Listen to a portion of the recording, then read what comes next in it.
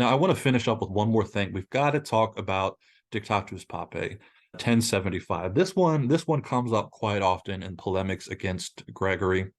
And it's an extraordinary document, and I really recommend taking the time to read it, but we're not quite certain about it. It roughly translates to papal dictation or papal memorandum. All we know is that it was inserted into the papal register around 1075, and its intended use is not exactly clear. It was possibly headings for some new canons explicating long-standing prerogatives of papal powers, right? So some of the things that you read in there, while it might seem jarring to you, that really it's certain prerogatives that you can find going back to Leo and earlier, Pope Saint Leo the Great.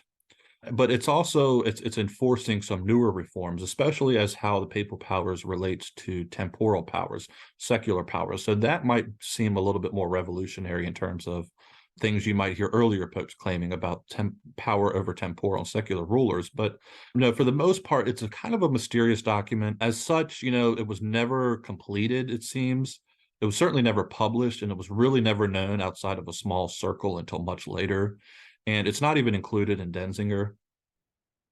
And again, the most radical, as far as new, were really just the claims as they related to secular rulers. The papal claims that you might read in later times as papal supremacy and spiritual battles, those were longstanding.